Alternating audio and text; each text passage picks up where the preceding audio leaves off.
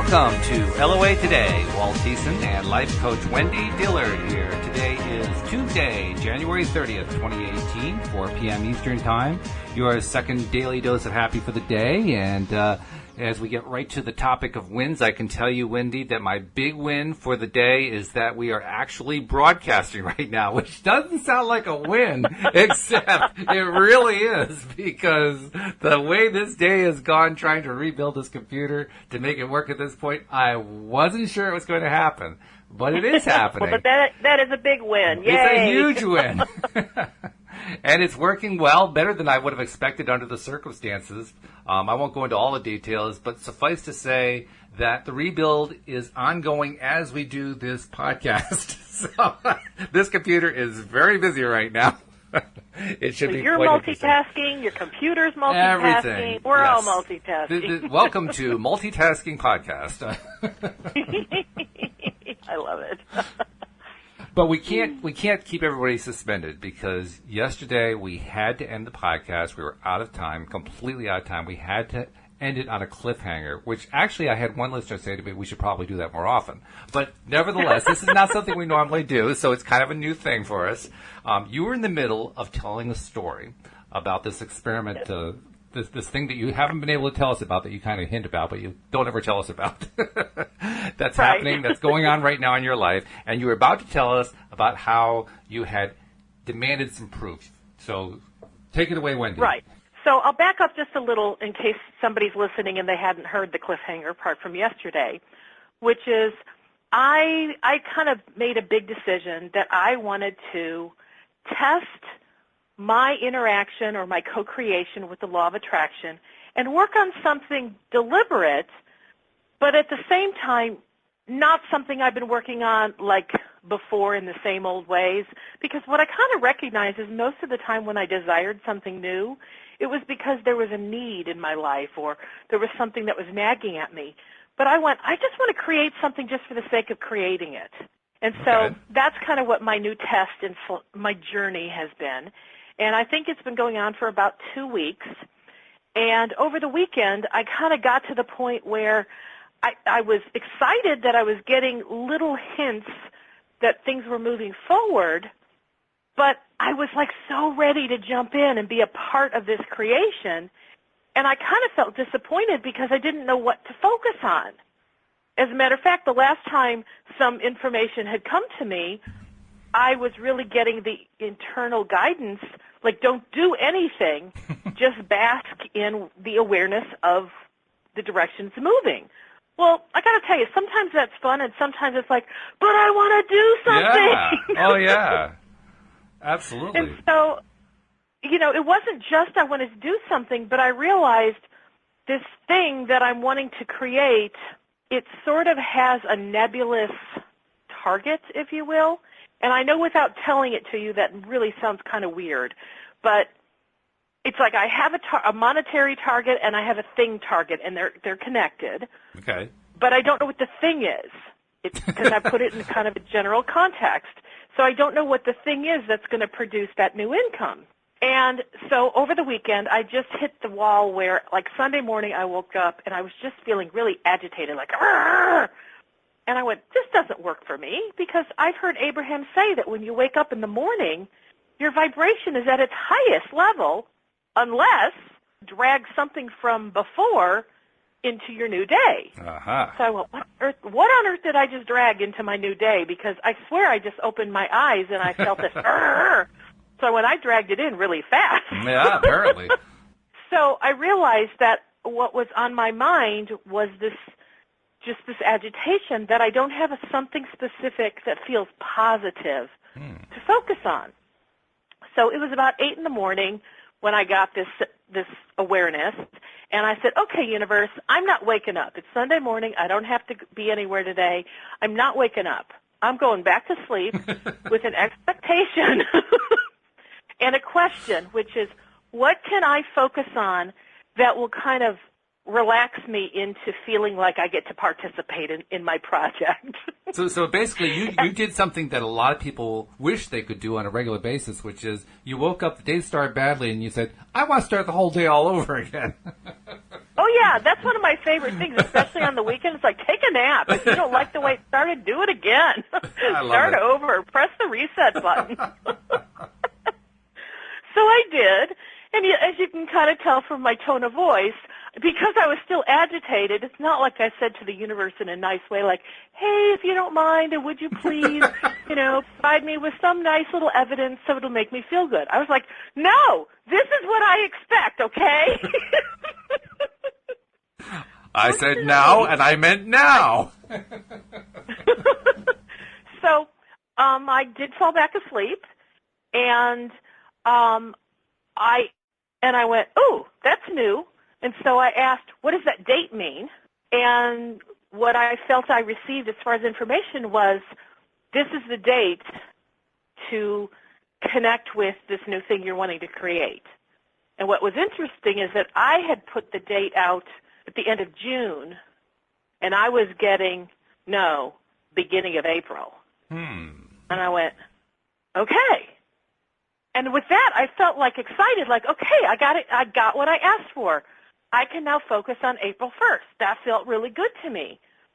And even though I didn't have any more new information, April 1st was sufficient. In other words, it answered what I was asking for.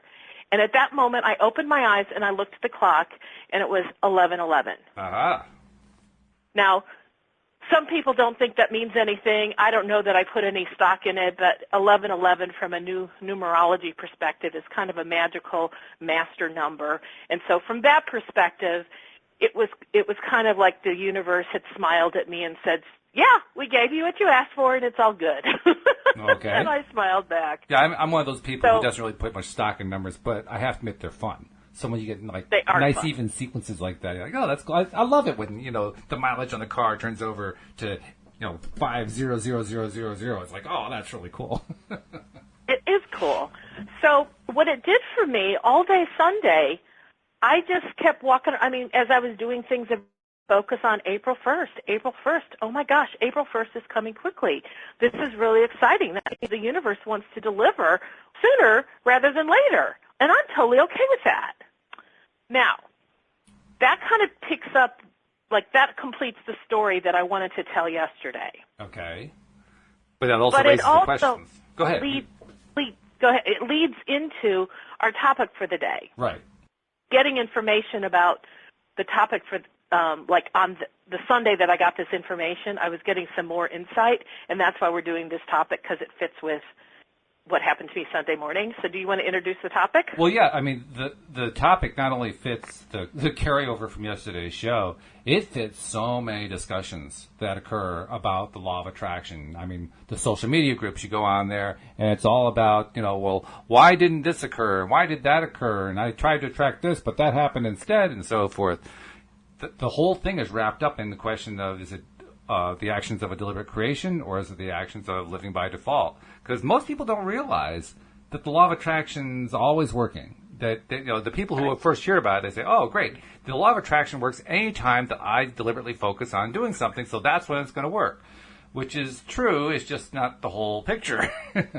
Because it's also working the rest of the time. So when you're thinking about that comic strip that you read, or you're thinking about the job you're doing at work, or you're thinking about what your sister is doing to you, or what any of that stuff, it's all attractive. And that can be not only hard to untangle, it can also be pretty confusing when you're being a deliberate creator. So this is an important topic to understand the difference between. And with that very confusing introduction, I'm going to let you describe what the difference is, Wendy, because you're better at it than I am. Okay, well, so deliberate creation is where you choose something you want to see manifested. Versus default creation is where it either happens or it doesn't. Stuff just occurs. You're not thinking about anything. You're not visualizing something. In other words, nothing on purpose. Mm-hmm. Because everything that's created in our life is created because of law of attraction.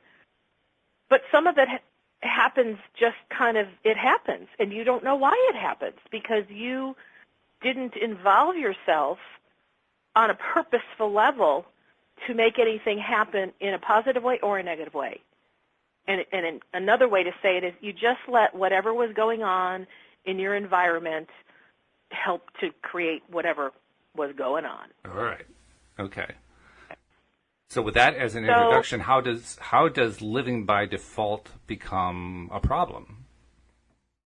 Well, this is where the rest of my Sunday started to unravel in this new awareness about default versus deliberate living.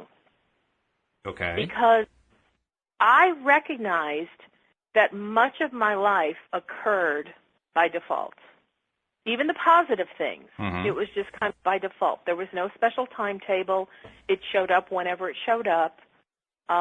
Knowing what I know about law of attraction today, I can look at some of the big things I created, such as how I got my house, and I can say, wow, I can really see law of attraction's hand in it. But at the same time, I go, it took me like a couple years to manifest a house, which is a really long time. Oh, yeah. And that's because I didn't know law of attraction back then. Now remember, law of attraction is still operating 24/7, whether I know it or not, or whether I believe in it or not. But how I manifested the head or thought, that I can see how it started to escalate the process. So when I came up with this idea a couple weeks ago, I wanted to create something deliberately. That meant I was going to actively be a part of the process and monitoring it. Not monitoring from the perspective of I have to do something or tell law of attraction what to do, but purposely being aware and paying attention to what's occurring. And just take a moment to explain why you do that. What's the purpose behind constantly paying attention? Because we've all heard, about situations where people did pay attention to what it is, not only that's occurring, but they keep revisiting what they asked for, and then they start to doubt about it, and then they start working against themselves, and before they know it, nothing's showing up. So what's the difference between that and what you're talking about? So I'm going to answer that by explaining something first. That what I got on Sunday was I kind of got a loving tap on the wrist that said, Wendy, you've spent the majority of your life being a default creator. It's time to step up your game. And I went, I really have been a default creator? And I started thinking about law of attraction, how I teach law of attraction, how we do this podcast on law of attraction. I'm like, law of attraction is like on my brain 24/7.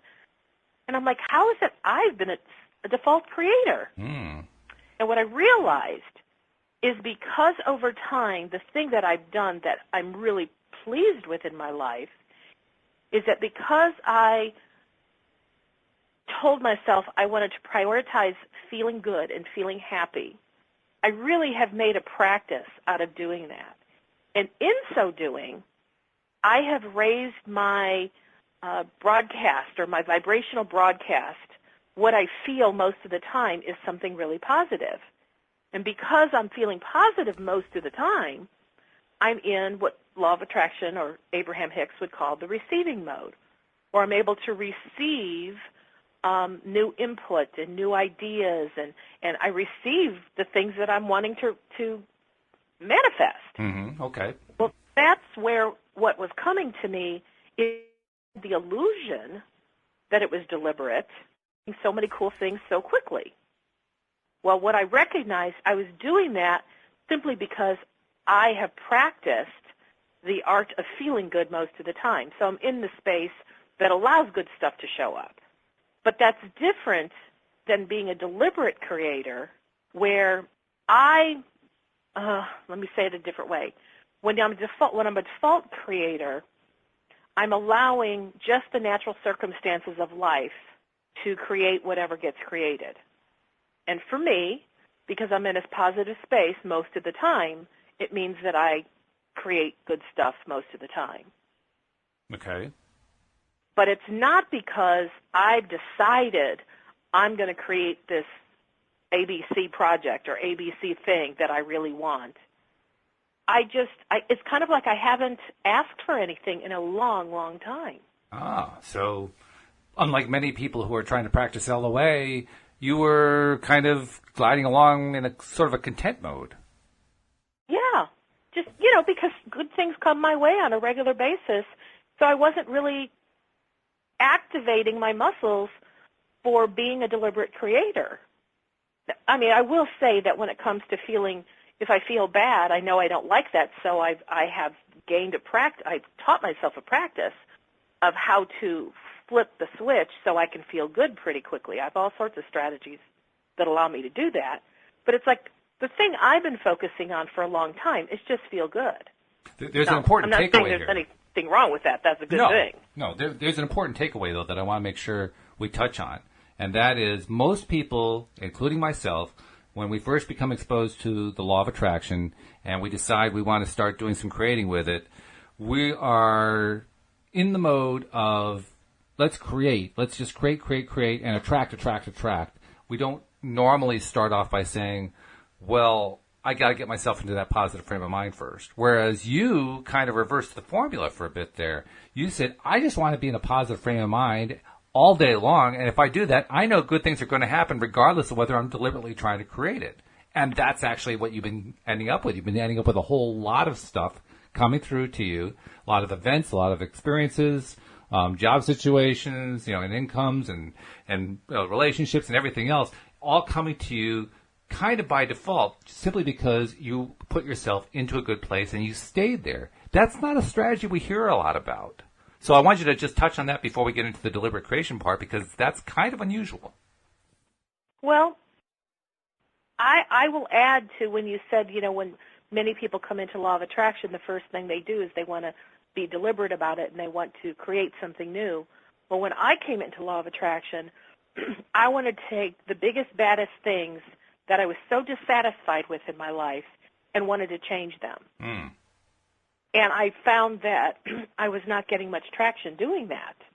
So I kind of was having a hard time with being a deliberate creator, because if I wanted more money wasn't coming. Right. If I wanted a job that was more satisfying, that wasn't coming. Right. If I wanted a body that was thinner and trimmer and whatever, it wasn't coming. Mm-hmm. If I wanted a relationship that really felt just juicy-goosey, I love it, and there's great intimacy, it wasn't coming.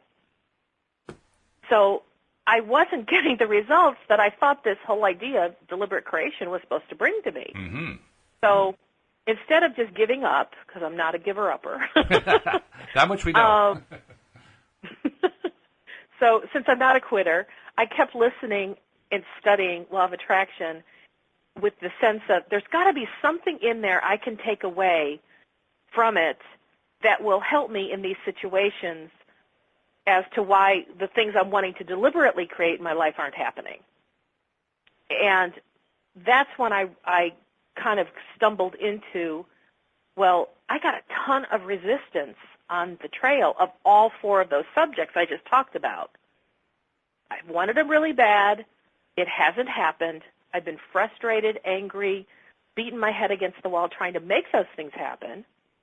And so I was I just had lots of resistance in all four areas. Yeah, we know that's not a good place to be in, because that explains very clearly why not the job, the relationship, the health, everything was not showing up the way you expected it to. You were in absolutely the worst place to be for that. So when I heard Abraham talking about set happiness as your priority, now when I first heard that, I was still beating my head against a rock trying to make all these other things deliberately be created, but it wasn't working. Right. And I thought the idea of setting happiness as a priority was stupid. Yeah. Frankly, it just seemed really inane to me. Like, what does happiness have to do with any of these things that I want? But, I kept hearing it, and finally I kind of surrendered to the idea.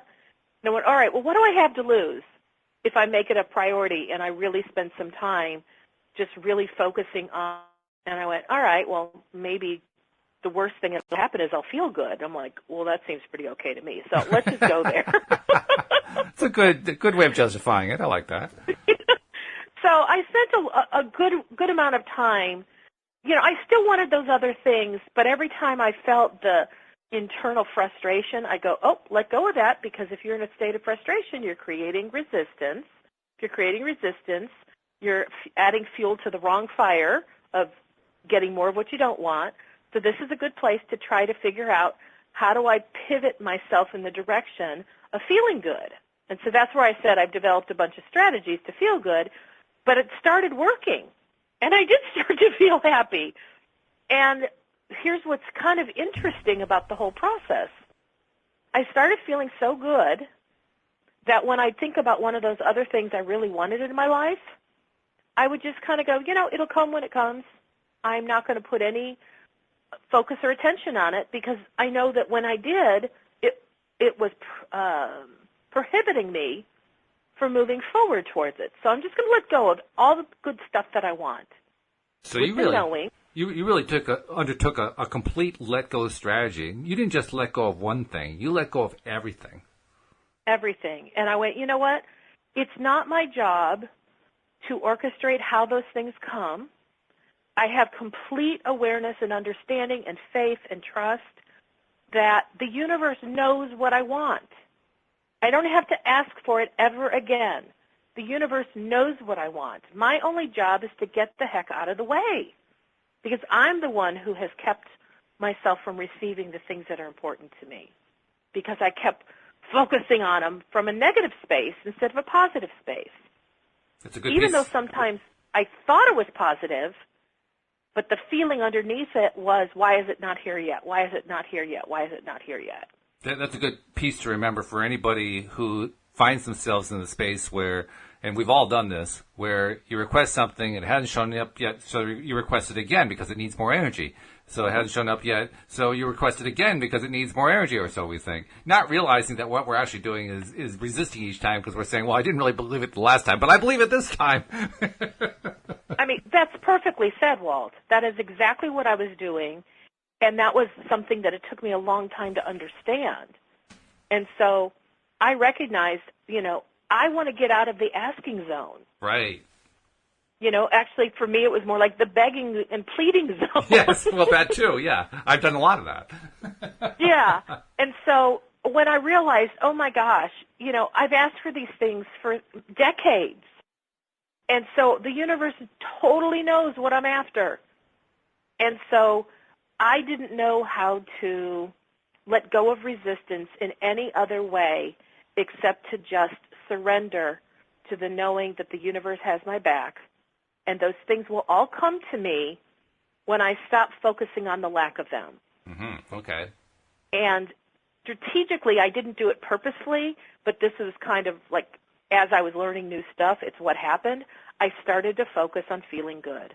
I started making that my priority, feeling happy, feeling good, feeling positive. I have to say, That's too, where I spent I'm the really glad to majority hear of that. my time for a long time. I'm glad to hear that story because that's the track I put myself on. And while I haven't advanced quite as far as you have, what you basically have done by laying it out that way is say indirectly, hey, Walt, you're on the right track. And I'm thinking, thank goodness. Because I do get results. Well, I mean, it's not like I haven't been getting some positive results. I have been. But I just haven't been up into the positive realm that I wanted to stay in all the time. I'm not quite there yet. I'm really close, but I'm not quite there yet. So it's like, oh, good. I have something good to look forward to. This is exciting. Well, and so I'm finding great benefit. I can say this now. I couldn't have said this a couple years ago because it was still frustrating then. But I now see great benefit in my life's experience of letting go of the things that really were important to me, knowing eventually they will come when I get out of the way, and focusing on feeling good and feeling happy. And as I've done that, things really have started to just occur. Mm. And I've been going with the flow. I get a piece of information, I follow up on it. It's really good. And it's like I've been feeling really good, like, wow, I am manifesting things really well. And I don't always know exactly what I was thinking of at the time or what produced it, except to say this. I had gotten out of the way. I was no longer a lackful creator. I wasn't creating the lack of things anymore, and it gave space for that positive thing to flow in. Now, of those big 4 areas of my life, they haven't all been manifested in fullness, but I do see evidence in each one of those 4 areas of things moving in a better direction. And the biggest thing I can say that I recognize in terms of evidence is when I think about each one of those, I no longer have a negative feeling. Well, that's good. That's good right there. I feel very hopeful, like I have a knowing it's on its way. Okay. Like, I know that the man who is just the right guy for me, I know that he's either in the prep stage like I am, but we will make our way to each other at some point. In like yesterday, it's going to happen so soon. That's how it feels to me. But like when I think about having a new relationship in my life, it feels really good. Oh, that's good. And I know some of the steps along the way have been, after my divorce, I really loved my house by myself. And I kind of noticed that I took up all the space where my ex-husband used to be. I have filled all the drawers. I've shifted things around in the closet. So instead of us sharing a closet, it's all mine. Mm-hmm. And one day it came to me, have you made space in your life? I was just going to say. And I went, oh, no. And it's not like I felt the need to do anything in that moment, but there was a day, and it was probably about a year ago, there was a day that all of a sudden I just like went through my whole house and decluttered and moved things around. And at the end of it, I went, oh, my gosh, I have just made space for him in the closet. Because, I mean, talk about a Goodwill day. I had tons of stuff going to the Goodwill, tons of stuff going to trash, tons of stuff to give away. But it's like I have room in the drawers. I have room in the closet. I have room all over. And I'm like, I've made a space for him. So when I think about someone in my life, it feels inviting to me now, where for a while I'm like, I don't know if I want anybody in my space. I'm really kind of liking my freedom. But that feeling has changed. So anyway, that's just one of the areas and one of the evidences. And by the way, it's not like you're going purely on feelings here, too, because you've also had concrete evidences in certain areas of your life, stuff that's shown up in a big way. I mean, I know career, for instance, your career has basically exploded along the lines that you had in mind up until this point. So in that area, for instance, you've been very successful. Absolutely. So my idea is right now, all of those big four areas that I used to just feel a sense of like depression and is it ever going to happen? Yeah, right. I don't have those feelings at all because they have shifted so dramatically. And I know that a good part of that is because I've been focused on being happy. And so whenever one of those areas pop up in my life as, how come it's not here yet, I immediately turn to, but it's on its way. Many things in my life I once wanted that I now have, and this is no different. Law of attraction knows me. Law of attraction understands everything I want. Law of attraction has my back. I am well cared for. And these are the little rampages that I go on when a negative thought comes in of lack. Mm-hmm. So I turn it around right away because that's what I've been practicing. Right. And it's got to be a nice feeling, too. I mean, the fact that you've been doing this so rigorously for the last few years means that most of the time you are in a good feeling place. And when you're in that good feeling place, that means you're not feeling all the negativity about, the stuff hasn't shown up and so forth. And that alone has to feel good. That has to be like, what a relief. I don't have to put up with those thoughts anymore. It feels awesome. Awesome. So now I'm going to finally go back to your question. Which is did I ask a question here? You did. I have a long-winded answer, but nonetheless, hopefully I was laying a foundation for it. So the first half hour of Wendy's question has been sponsored by. So, all right, let me jump back in. Sorry, here. I just couldn't resist. That's okay. That was totally funny. So where I've been for maybe the last couple years, because I've been focused on feeling good and feeling happy, in a way, yes, that is a manifestation. Yes, I have been creating it. So basically, I've put myself in this place of just surrendering to knowing that the law of attraction knows everything that I want, have to, ask anymore. Okay. And actually stopping the asking was a big deal to me, but I hardly ever ask anymore. But it caused me to recognize I hardly ever ask anymore. Yes, that was the big reveal. That was the big reveal, and that's where I went, hey, I want to get back in the game. Mm-hmm. I want to play the game of deliberate creating because that's where life is really juicy and fun and exciting and explosive in a good way. And so I'm stretching my muscles now, and whereas before when I created, it was using a sense of will and I'm going to push through this thing, but that's when I was creating a lot of stuff by pushing through resistance. Well, now I have such an awareness that life can have such a beautiful flow to it and things can come with ease. I really want to learn how to create from ease with deliberate intent, because this is something I haven't done a whole lot of.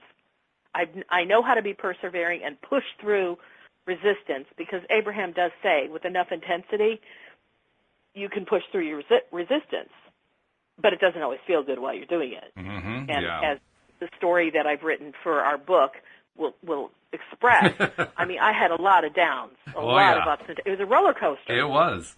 Oh, my goodness. You know. But that was before I knew law of attraction. So now I'm like, hey, if I teach this stuff, I probably ought to model it in a way that like people can see how it can be utilized in a really cool fashion. So that's where I got the idea. I wanted to put something out there as a target that I want to shoot for that will be deliberate. And here's an insight that I got the other day. When I put the target goal date for June, the end of June, and then it got moved up to April 1st, the awareness that came to me was that when I set it for June, it was because I set it out of fear. Ah. I didn't think I could create that quickly, something as big as what I want to create.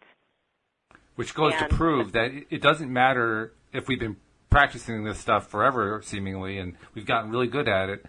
We all continue to have moments where we just let stuff slip through and we have to catch it and like, oh, we got to do something with that. It's not like we achieve perfection in our thought process. So the fact that I received the April 1st, I received that information, I went, okay, then the law of attraction knows that this can be manifest by April 1st, and my questions have been, what can I do to be a part of this? What can I do to purposely, deliberately be a part of this? I don't want to create by default anymore.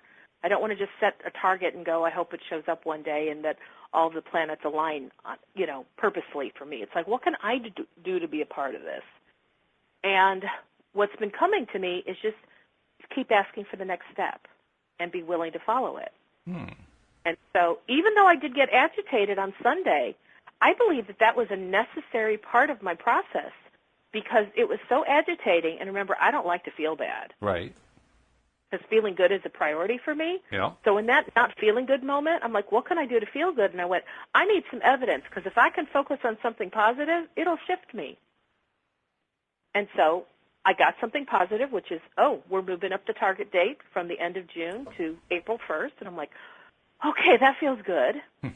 And then I spent time focusing on that, and I noticed how good it felt. So that was ticking all the boxes. One, it feels good.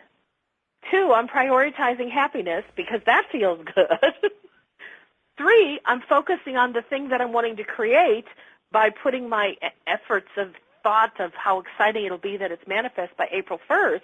So I know that's part of creating it. And it's like it just keeps getting more exciting and more exciting. And then when I got kind of the slap on the wrist that I'd been a sloppy thinker, I'd been a default thinker, it's really exciting to go, I'm going to start learning the art of true deliberate creation, where I want to be a part of this like all the time.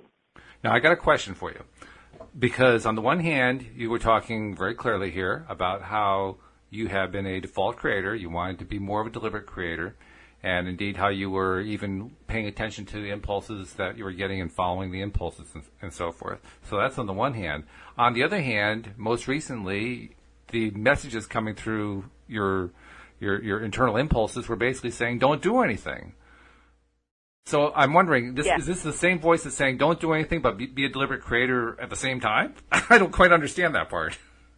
That's because when I was hearing don't do anything, I knew what that meant, and how that was interpreted to me was don't take any specific physical actions, don't Google, don't research, don't make phone calls, just bask in the feelings that you've been given thus far. Oh, okay. And so like the April 1st thing, it's like I spent the whole day Sunday, and we're up to what? Where are we in the week? Tuesday. Okay, so Sunday, Monday, Tuesday, I've been focused on April 1st. This new thing is coming into my world April 1st. And in every way I can, I'm lining up for it because I'm feeling it. I'm broadcasting the signal of how excited I am that I'm manifesting something deliberately, and it's going to come by April 1st. Why do I know April 1st? Because the messages from the universe that were gifted to me was April 1st. I didn't make that up. So it's not even an arbitrary date, because the end of June was arbitrary based on my fears. But it's like I was given April 1st. Now, can you hear how excited I am about this? Not only do I hear it, it's a key point, isn't it? Because you're continuing to focus on this thing that you're hoping will manifest, which can often get us into trouble when we do that because we start to doubt. But you're actually experiencing the opposite. You're experiencing excitement, and it's not an excitement you're trying to talk yourself into it. You're actually really feeling it. I'm feeling it. And I mean, yes, and I don't talk myself into it, but I do allow myself to talk about it so that it is more exciting and more exciting. Because the more I talk about it, the more the law of attraction actually provides to me more things that are exciting about it. Yeah, that's an important distinction, though. I'm fueling my project. I'm fueling this. That's a really important distinction, though, because I think a lot of people, you can see it in the way they communicate in social media about what they're currently trying to attract. They make it a point to say how excited they are and so forth, and then you get into the comments section and you find out they're really not all that excited after all. They're trying to convince themselves that they're excited, but they don't. It's often hard to see the difference when you're doing it yourself. It's hard to notice the difference between I'm trying to be excited and I really am excited. And I'm not even sure if there's a way to delineate, but how would you differentiate between the two? Like trying to make yourself feel excited and you're just, wow, I'm just excited, period. Well, because if I'm trying to make myself feel excited, I don't feel excited. I feel an efforting factor. Yes, the effort. I feel like the pushing uphill phenomenon. Yes. But when I feel excited, there's a lightness in it. There's a joyfulness in it. There's a playfulness. There's a happiness. I have a smile on my face while I'm talking right now. Mm-hmm. I mean, I have such a sense of joy. And so, like, your question about action, it sounded as though I was creating some contradiction. Mm-hmm. This is the action that I was meant to take. This is what I was being guided. Like, when I hear, just milk it, just bask in it, just enjoy the guidance you've been given so far, what I'm doing right now is that. But when I think of what's an action to take, that's where I'm physically going. It's not just something I'm doing with my thoughts and my emotions. It's where I physically go and I do some research or I go buy something or, like if I'm starting a new business, you design your business cards, you design your website, that kind of thing. Or you go to the Better Business Bureau and try to get a loan. Those to me are all actions, and I've not been guided to take an action like that.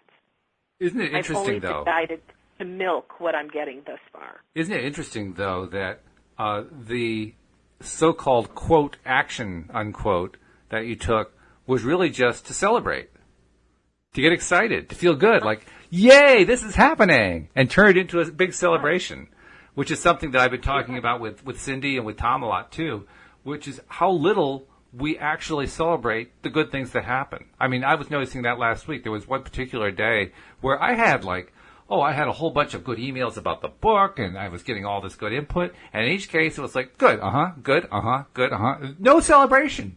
None whatsoever. You were just ticking the boxes. It was like I was missing opportunity after opportunity after opportunity to go, woohoo! And what a difference that day. I mean, it was a good day, don't get me wrong, but that day could have been a spectacular day if I just stopped and said, wait a minute, let's celebrate. Let's get up and do a happy dance. Get my energy going. Get the thrill of it just flowing through me. Because if I had done that, I mean, as good as the day had been, I'll bet you it would have been 10 times better. Probably. Probably. And, yesterday after the show, you and I were talking, and it felt in a way like kind of out of the blue. You were just talking to me because I have, multiple websites and whatever, and you were just kind of throwing some things out there about, and if you get a web developer, designer, you want to do this and you want to think about that. And at the moment, we were having that conversation. I just thought, this is just all good info. And so, I'm, putting it on my mental shelf like, hey, when I'm doing this, these are things to look for. Mm-hmm. But what I didn't realize till we had really gotten deeper into the conversation, when you were talking about how to, like, create an avatar for who is your perfect or ideal client, I was struggling with that because, first of all, I've been schooled in that thought process multiple times, and I always felt I had a roadblock and I couldn't get beyond a certain point. But I blew right past the roadblock last night when you and I were talking, and I don't know how much you were aware of it, but like it lit up my life, because when I got off the phone, I went, I got it. I finally got it. That's great. And here's the very cool thing. So, here we are we're collaborating to create a book for LOA Today. Right. And, I've submitted one chapter. I'm about to submit another one. Mm-hmm. And both of those chapters, in the writing of them, have so inspired me and almost like played back to me, here's what you do, Wendy. Here is your strategy for how you create, which, interestingly, I didn't really see it that clearly until I was writing my stories. Mm-hmm. Sure. Well, you have given me tons of accolades about what a good story writer I am. And you are. I think I'm a pretty good story writer. You are. But what I came to understand from our conversation last night is if you, just tell a story about who your ideal client is, it's like that will make the difference. It's like that's what you're wanting to do. You're wanting to just make this up. And I'm like, oh, so instead of just answering the questions, what are the demographics? How old is your client? What do they do for a living? What movies do they like to watch? Do they have pets? Do they have children? That was really dry for me, and I just couldn't see how that was relevant. Mm-hmm. In the way that when you and I were talking, I was telling you about a client that I had, and you went, yeah, what you just did, all those things you said. You created a wonderful story. And for me, the word story is what was important. Because, and here's how I'm going to take it from here's the business thing and, finding my niche market kind of thing, to I'm going to take it back to this new project that I'm working on in my life. I am starting to tell myself stories about what it's going to look like when it's done. I'm just going to tell a story. It's like I'm making it up, and it doesn't matter. I'm just going to tell the story, because what I realized is if in telling the story of what I'd like to see, it engages all my senses. Mm-hmm. Just like April 1st is so exciting to me. I'm like, oh, my goodness, I can do this. I can tell a story that is really juicy and exciting and engages my feelings so that I can broadcast the essence of what makes me happy. It's very cool. And I have to tell you, Walt, for years, the ability to do that has defied me. Like even in law of attraction circles, I've heard people say, I've even heard Abraham say 1,000,000 times, just talk about it or rampage about it in a way that feels really good to you. And I'm like, I don't know how to do that. I think we all experience that. It happens or it doesn't, but I didn't know how to do it on purpose. Right. Oh, yeah. I ran into that, too. I'm actually a pretty good writer of stories as well, and I ran into it. I didn't know how to begin to tell a story like that. And for people who had not heard the word avatar before, that's just a device that you use when you're trying to market something. You're trying to create an idealized customer, and the avatar is like the representation of that idealized customer. So that's what that part's all about. But you're trying to tell a story to that avatar, to that idealized customer, to that perfect customer. And the story has to be something that's relevant to them, but also relevant to whatever it is you're marketing.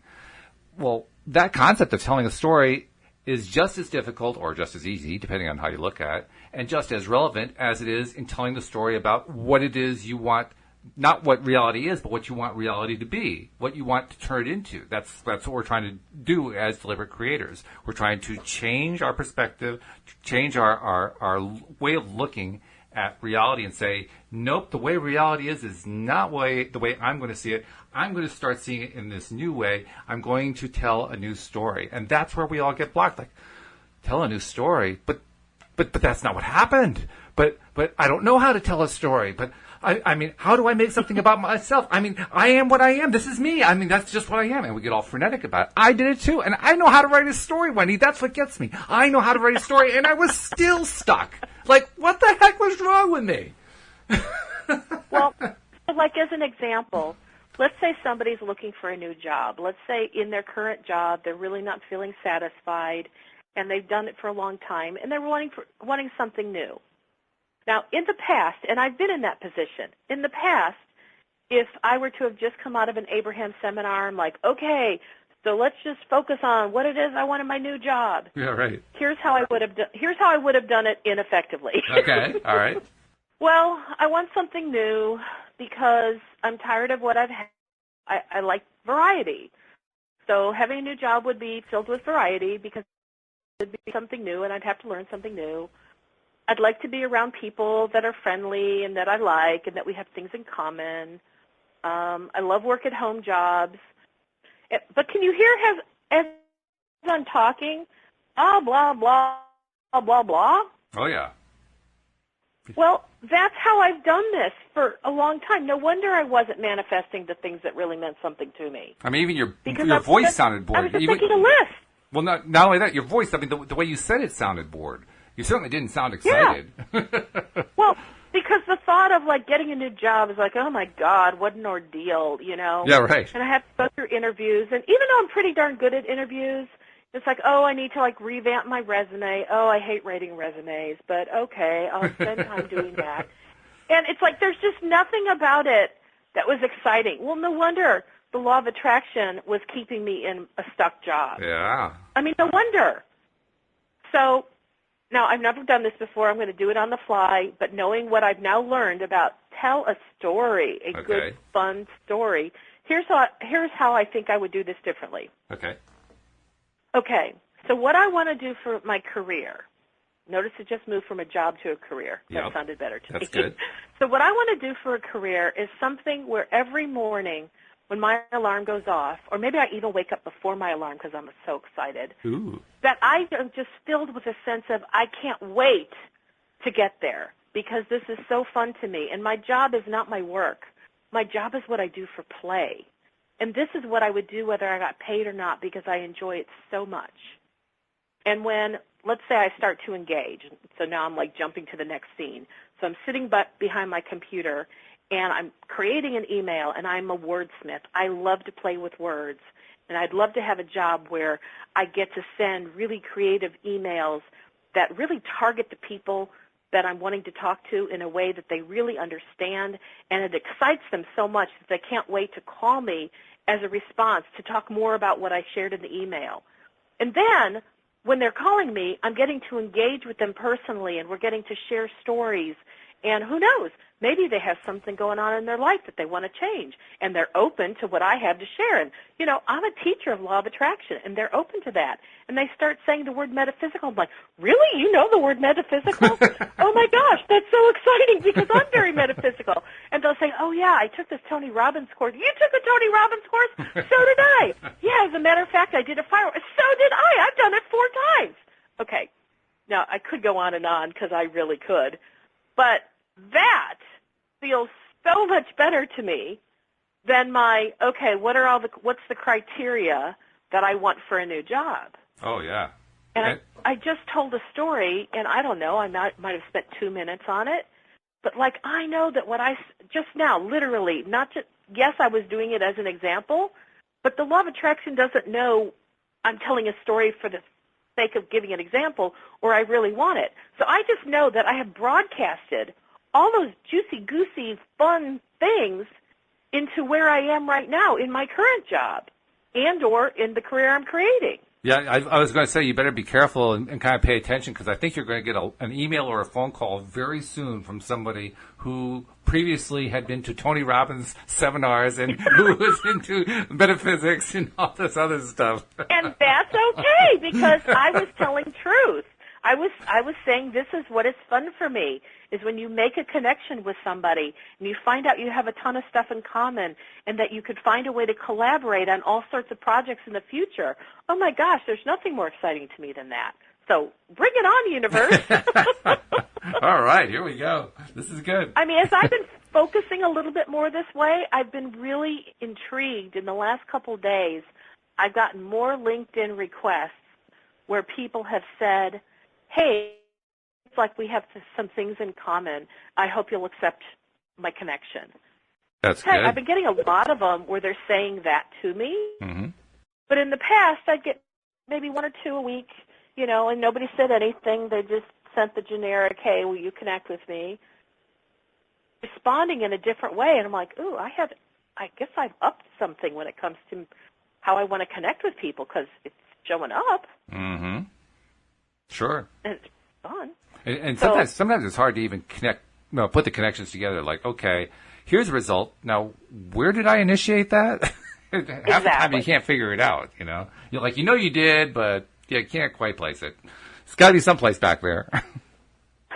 So where I am today with my new project that I'm setting out there that I am now a deliberate creator is, I said I had committed to every day when I wake up in the morning to focus on it. And some days I wake up in the morning and it's like so ready for me to focus on. Like I just feel this like, oh yeah, jump in. And I've gotten some new ideas, new possibilities, things I would have never even considered or thought of before. And I know that every time a new idea that I'd never considered before pops in, hello people, that's called a manifestation. That's part of how creation takes place.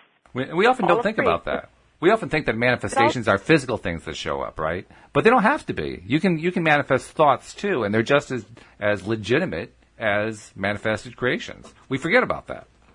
Yeah, and I used to discount thoughts until I heard Abraham the other day say, it was kind of like a wake-up to everyone in the room, like, do you not realize the level of thought that went into the planet that you are now living on? Oh, God. There was a lot of thought that was thought about before it happened. And I'm like, that's pretty cool. So when I get April 1st, I celebrate. That's part of the creative process. When I get other new ideas, it's part of the creative process. When I get a sense to make a phone call and I get new information, that's part of the creative process. But I'm not necessarily taking action to make anything happen. I'll do that if and when I get the guidance to do so.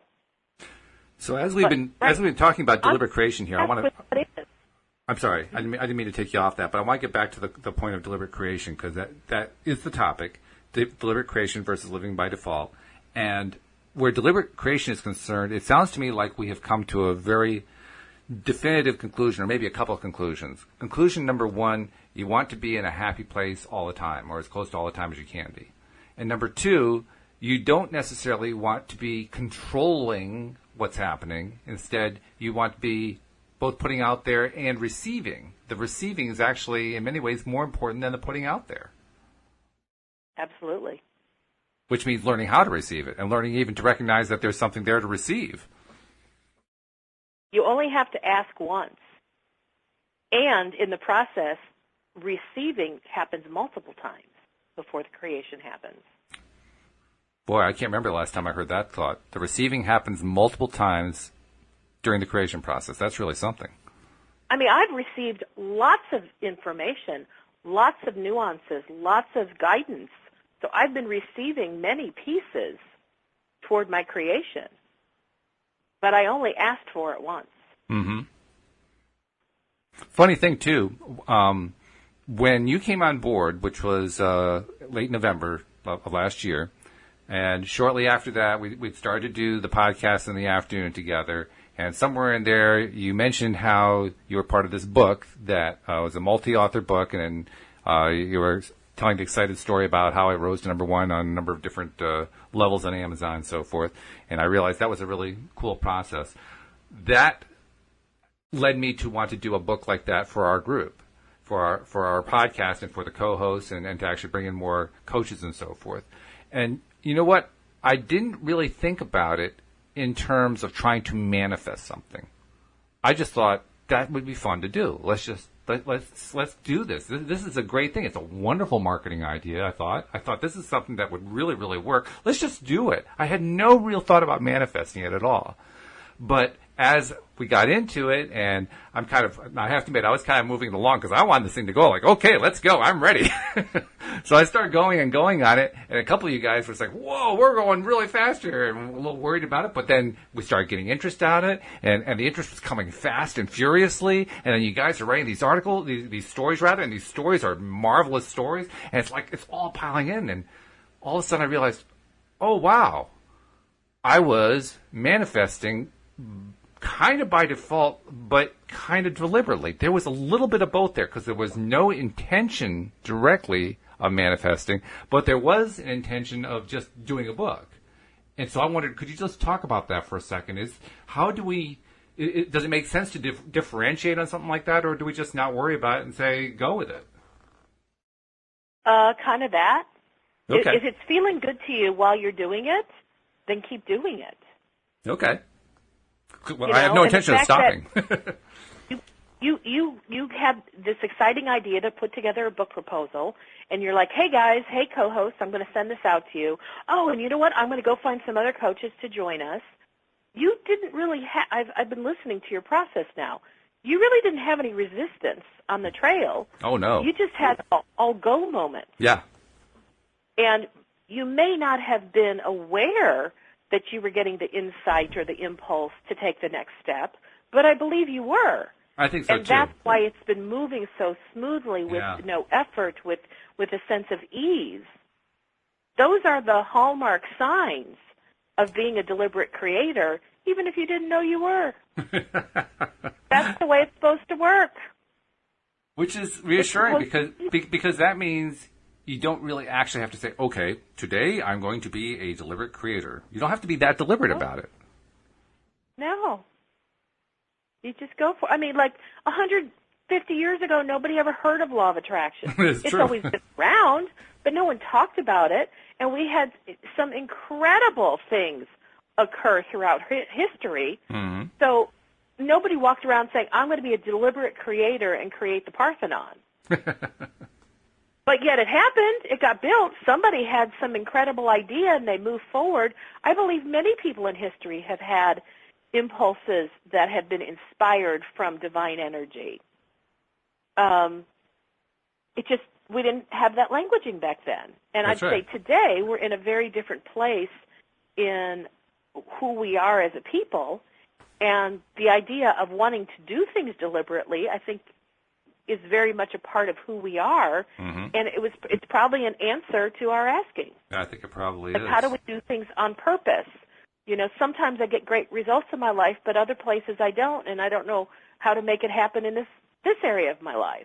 Well, I think that's been asked. I do know one thing that I want to manifest deliberately, and that is I want to get all of our listeners who haven't subscribed yet to subscribe to the podcast. So I just want to take 30 seconds here and say, if you have not yet subscribed to the podcast, here's how you do it. I know we talk about it a lot, but in case you missed it the first 500 times, here it is again.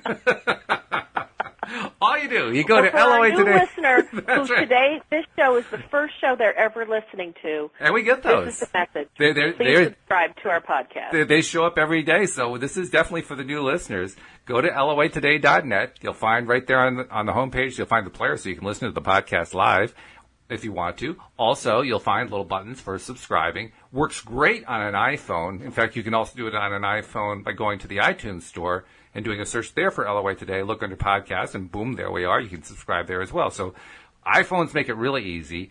Android phones like Motorola's and Samsung's and Nokia's and so forth, they don't make it quite as easy because there's no built-in podcast software. But never fear, there's a way around this. You just go to the Play Store, you download a podcast app of some kind. Podcast Manager is a nice free one to use. You can use that one. Download that, use that app to do the search for LOA Today, and you'll find us there. So please subscribe because you're going to love it, and you're going to be able to keep up with it all. And Wendy, for somebody who needs the personal touch, you're the person to talk to. How do they reach you?